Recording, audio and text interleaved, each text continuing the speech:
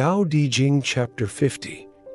Walking the path of life without inviting death. People come into life and eventually return to the earth in death. Of those who live, 1/3 live long and peacefully. 1/3 die prematurely. And 1/3, though they could have lived longer, walk themselves into death. Why is this so? Because they live too intensely, indulging the senses and overstraining the body. But those who know how to care for life, they walk through forests and fear no tigers. They pass through battlefields and are untouched by blades. The tiger finds no place to claw. The rhino finds no place to gore. Weapons find no place to pierce. Why? Because they dwell outside the realm of death. Key thoughts and philosophical insight. 1. The 3 paths of life and death. Lao Tzu begins this chapter with a striking division of humanity. 3 live full and natural lives. 3 die early through natural misfortune, and 3 more die early by inviting death upon themselves. These are not statistical claims, but symbolic groupings that reveal his deeper concern. How we live determines how we die. The final third represents those who squander vitality through overindulgence, recklessness, or an unbalanced life. Their death is not fated, but chosen unconsciously through harmful patterns. Here, Lao Tzu critiques excessive ambition, gluttony, anxiety, or overstimulation, what we might call the burnout lifestyle of the modern age. 2. Living aligned with the Tao.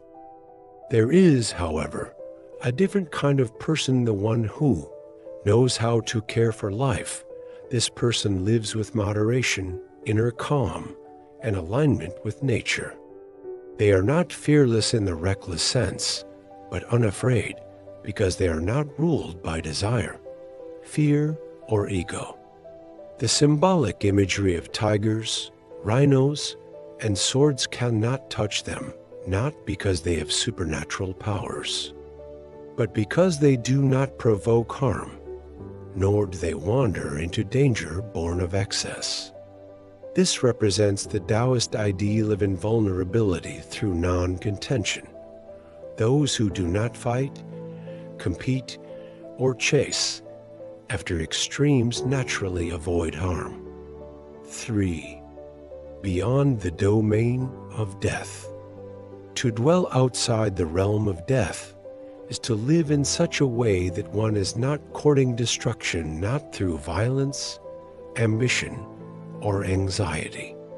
The sage, living with serenity and simplicity, does not invite death into their life. This does not mean they live forever, but rather that they live fully, harmoniously, and leave life without regret or resistance. This idea also aligns with the Taoist concept of Wu Wei, non-forcing, non-striving. The more we strive, the more we wear ourselves down. The more we let go, the more we preserve life's vitality. How Chapter 50 offers modern wisdom. In the modern world, people are often driven to extremes: chronic stress, overwork, overconsumption, and the constant chase for more. These patterns, while socially normalized, erode the foundation of health and peace. Lao Tzu's words remind us that many of our sufferings are not inevitable, but are the result of how we choose to live. This chapter offers a powerful Taoist principle that true longevity and safety do not come from control or defense, but from living simply, humbly, and in harmony with nature and the body. We don't avoid death through armor, but through softness and wisdom. For healthcare professionals, leaders, and spiritual seekers, This passage encourages a reevaluation of what it means to protect and nourish life, not through excess, but through moderation, stillness, and deep listening to the rhythms of the body and the world. Chapter 50 teaches that the way we live determines how we die. While some die through fate, many die through choice, through a life lived out of balance.